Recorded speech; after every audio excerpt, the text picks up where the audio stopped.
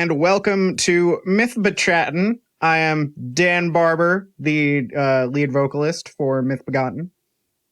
I'm Connor Hoffman, the guitarist for Mythbegotten. And I am Joe Sopchak, the bassist, keyboardist, orchestrator, and backing vocalist for Mythbegotten. And we're here to talk a little bit about the songs from our debut album, Tales from the Unseelie Court. And since this is the inaugural Mythbechattin, starting with the first one, the Heedless Horseman. This was one that was written originally for the Sterling demo for Hounds of Annan, which was started by me and Connor back in 2009, I think we determined was when we started hanging out. 2011, I think it was. Not quite that long ago. Yeah. And this was one that Dan brought to one of our very first band practices, I think. Possibly the first one. A collection of riffs. Yes. I had, on that guitar over there, I had been just messing around with some riffs. I was listening to a lot of definitely like sort of Fintroll and Moon Sorrow, and Ensiferum and stuff at the time, and wanted kind of a sort of taverny feeling folk metal track with kind of a spooky vibe, because even then we were going for the sort of spooky mythology thing to some extent. And yeah, I remember coming up with the intro riff and the pre-chorus and possibly chorus riffs. I think those were the three that were around originally. And then I had the vocal idea for the verse, but didn't have anything instrumentally. And so you definitely ended up writing that part after I sort of showed you the bones of the thing. Yeah, I remember your thinking was that it was going to go more stripped down to some extent than what ended up being the case, was that we decided it was just going to be bass for that first verse. And right. Coming up with that sort of Humpa style rocking bass part on the 1 to 5, I think really kind of like set in the missing piece of that song's identity, and kind of helped us figure out what the overall vibe was of the sort of weird tragicomic ghost story. Yeah, everything after that just kind of gelled. Going into the band history a little bit more, since this is the first one, on the demo, you will hear Joe Sopchak doing his keyboard thing. Joe came in around 2013? Late 2012, early 2013, something like that. Yeah. I think probably for that first like Christmas break was probably when we first got together and really like introduced and inducted me into the band environment. Yeah, and conveniently, Joe was also a big old nerd who liked folk metal and power metal and various other things. So it just, everything meshed very well.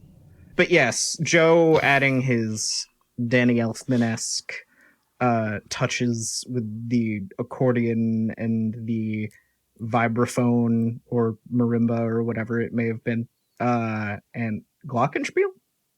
Probably. Yep. I mean, on the single, it was mostly like keyboard pads, timpani, and bell. There was like pizzicato strings, and then a very bad violin sound. I almost don't like that we're talking so much about the old version of the song, because it runs the risk of inspiring someone to go listen to it, which they should not do. That's true. Now, there's a better version of this song that you've presumably heard because you're listening to this podcast. Yeah, and if you haven't listened to the album, I'm flattered, but frankly, what are you doing here? Yeah, just go listen to the album.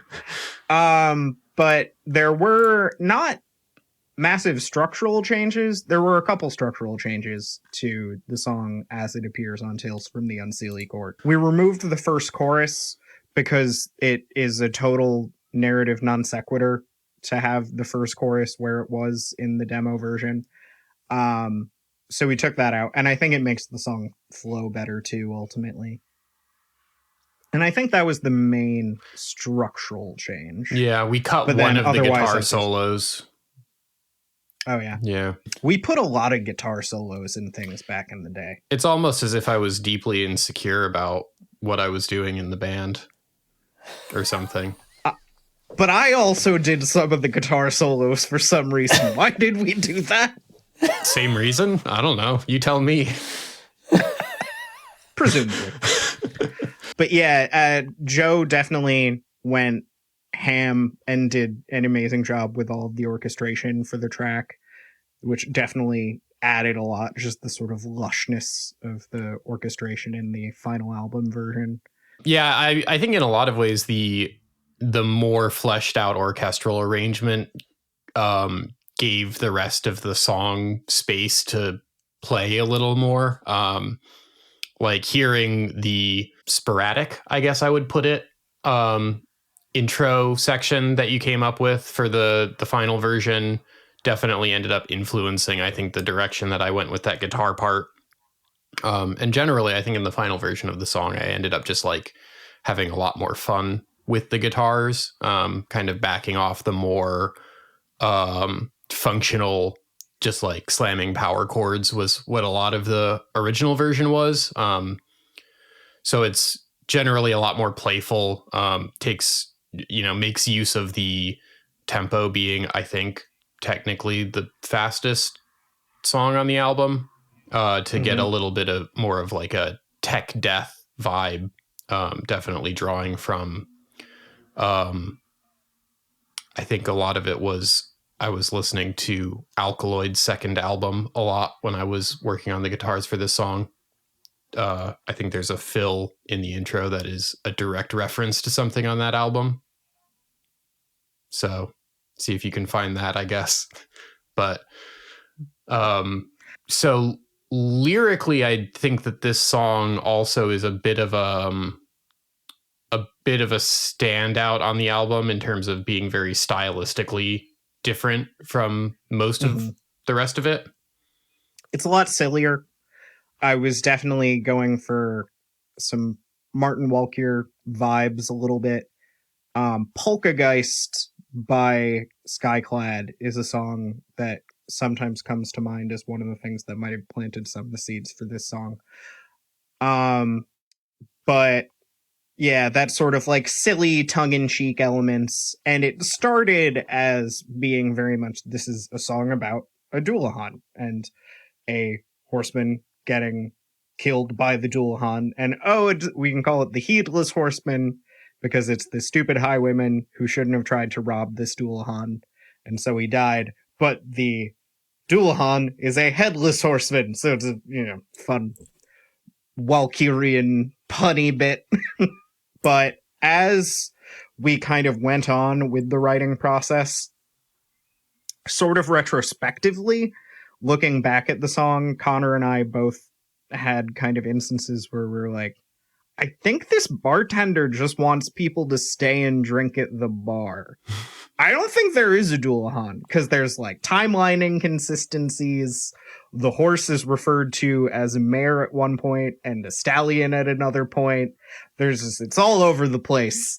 And we ultimately decided that was a feature, not a bug, and leaned into that direction very much so with the re-recording. So I feel like it becomes a bit more clear what's going on, and then it's just this bartender being like, "No, you can't leave. There's some dangerous out there. You need to stay and drink my beer." No discounts, though.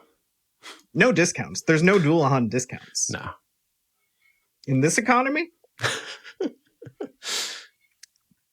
In case we don't include that part from earlier where we talked about it, we should also mention, in terms of guest musicians, friend of the band, Andy Hellscald McGear of Hubris, of Helianthus, of Ferris Din, and member at the time of Throne of Wilderness, who put on the first and only gig that Hounds and Annan played,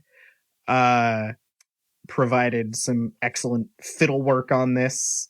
Joe, I believe your instruction to him at one point was, what was it again? Yeah. So, for most of it, I sort of wrote, this is like what I would like the fiddle to do here. And was more or less fairly like dictatorial. Like, I'm giving you the sheet music, just play what's on the sheet music. I just need a violin, like a real violin, to produce this sound, except for at the end of the song, where sort of like the gang vocals come in and sort of the character of the chorus changes a little bit, and the lyrics of the chorus change a little bit. I more or less just didn't write anything. I just said really fiddle it up, and so he did. And so he did. It was basic. Like when we got the stems back from him, I was like, oh, this is precisely what I was hoping was going to come out the other side of that sheet music instruction. This is phenomenal. Yeah. Which turned out to be great because as written, there was actually a lead guitar part in that part of the song that was giving me a real rough time. I just kept rewriting it and couldn't figure something that really felt like it fit with the section. And I think I had something kind of roughed in the session that I was trying to figure out how much I liked. And then I got Andy's stems back and was just like, oh, this clashes with the guitar and it's way more interesting. I'll just take the lead guitar part out and not worry about it. Problem solved. And I mean, I think a lot of what I like about that section too is that it like the crazy fiddle and the gang vocals really does put you just right in the tavern. Like it's a great full circle moment. Yeah. It is, I think, perhaps aside from the intro verse and like when we actually have like the Foley going on, sort of illustrating the traveler walking into the bar, it, I think, is the most like, oh, this is kind of just like all diegetic actually to the story. Like this is sort of like you can see the musical in your head almost. Yeah, absolutely. It's very, if we had a budget, it would be one that you could very easily make a music video for. We don't, so don't expect that to happen. Actually, speaking of that Foley section, that was kind of an interesting experimental moment too, that I think came together in a lot of ways. The idea came out of when we decided on the format of the album to do the staggered release. This will, I'm sure, come up more in later episodes, but we had kind of realized early on that Heedless and our cover of the Trois Corbies formed kind of a narrative dyad, which was troublesome because Corbies did not make a very good second song for an album. And so when we came up with this idea of doing the individual releases, we realized that we could create different stylistic pairings that then would not necessarily be reflected in the track order of the album. So we could bring attention to that connection between Heedless and Corbies and then not necessarily have them near each other on the album. Because we really knew from going way back that Heedless made sense as an opening track for an album, even before we knew what the rest of the album was going to be. I mean, I think Dan and I are both big suckers for the sort of diegetic musical invocation. And so the fact that Heedless opens with a literal invitation to come and sit down and listen to the music made it a prime candidate for that position. And so once we started working through the final work for all of the albums, I had the idea for several months that we should put something at the beginning to further heighten that diegetic sense and further play with the fact that, you know, the songs as they were released as singles are slightly different from the ones that were released on the album. Heedless the most so, with having a completely separate intro. But that was a very fun sort of final day of working on the album. Us all sitting down over Discord while I popped open the session and said, okay, what sounds make sense to go where? And sort of just scored a little scene. I remember being very emphatic that we should use a Shetland pony sound effect for the neigh, and being very surprised and delighted when I realized that was in fact an option. Yes, Dan was very insistent that there be a pony, so I decided to get Dan a pony. It feels like there should be a neigh. He was right, I think. What did you end up using for the Foley effects? If you feel comfortable divulging such sacred mysteries. Well, I keep my sound effects library in basically I have my my Reaper library set up there, and I basically just popped that open and searched and picked things out. I don't remember where any of these individual ones come from.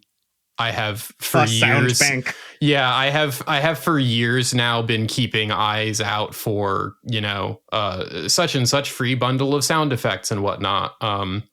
Yeah, it's a combination of just design sounds and Foley packs, and obviously in this case it was mostly more Foley and actual like live recording stuff. So I can't remember offhand what any of the individual samples were, because it was mostly just me hitting F1 and then searching for the sound that I wanted. Control F, pony. I guess in terms of closing remarks, we should shout out our other contributors on the song. Guest vocals provided by Corinne Cotta and Lizzie Barber, Dan's wife. Yep. On this track. Lizzie Barber is Dan's wife. Corinne is just my roommate. Wow, that's very rude of you to say to Corinne, just your roommate. Okay, and also my best friend and someone who also went to college with us. Regular contributor to the album, Corinne Cotta, who's... regular contributor, is on all tracks except for Twa Corby's. Yeah. And the bonus track. Trained opera singer, as you can hopefully tell from Of Wrath and Ruin. We'll get there later. We shall. Someday at this pace. I was going to say... That episode will be long, I suspect. It's a long song. There's a lot to say. It's true. Yes. But certainly Corinne's contributions will be further discussed on later songs, because she added a whole lot to the recording process, as did all of our collaborators, really. We worked with a lot of really great folks on this album. It was really awesome. Shout out Rob, who engineered Dan's vocals for almost the entire album, I guess, barring a couple things you did yourself.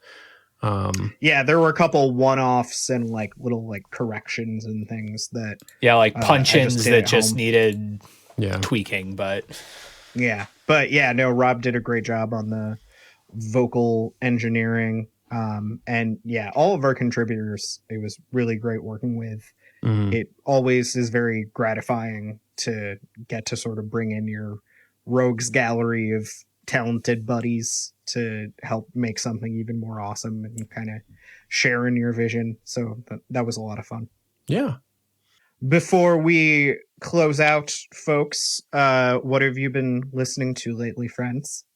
Well, let's see. The song that is currently on, I suppose it's not currently playing, but the song that was most recently playing on my Spotify is Training Season by Dua Lipa. Joe is the biggest Dua Lipa fan I know. I like Dua Lipa, but yeah, I mean, Future Nostalgia is a fucking stellar album. Just, I mean, songwriting, production, performance, there's a lot you can take away from it. Yeah, the most recent one I was a little bit more lukewarm on. It has a couple really good tracks on it, but and Training Season is one of them. Yeah, Future Nostalgia is definitely worth a cover to cover spin. Highly recommend. But yeah, it's mostly just been like kind of my pop playlist and our album. I like our album. I spent enough time on it. It's nice to hear it sounding good finally after having some of these songs kicking around in my head for 10 years. So, yes, indeed. I, for one, have been listening to a lot of the band Idols recently. Dope punk and post-punk band from the UK. Went back and revisited some Johnny Hobo and the Freight Trains, who are a folk punk band from back in the day. And then aside from that, was listening to some Mepsitol earlier, and my seasonal winter playlist I always do. Those have been kind of the main things for me. It's a fun playlist. God, I haven't listened to Mepsitol in a while. They're great. I would love to see Mepsitol again. I've been in a very, very kind of all over the place music mood lately. I was recently checking out the new EP by Mestis, Javier Reyes project Telenovela, which is rather impressive, as one would expect from him. And also was revisiting I believe the only album from Telebasher. And then, yeah, a little bit of, been listening to some Toe, just been kind of wandering through those sorts of math rock vibes. And as always, a lot of Guitar Spin's latest album. That's always basically true at all times. Fingers crossed that the Guitar Spin hiatus means new Dolls box. Fingers crossed. Not holding my breath, but fingers crossed. Yeah. Or that they are taking some well-deserved time off. Or that. Well, thank you for joining us tonight, everyone. I have been Dan Barber. I've been Connor Hoffman. I have been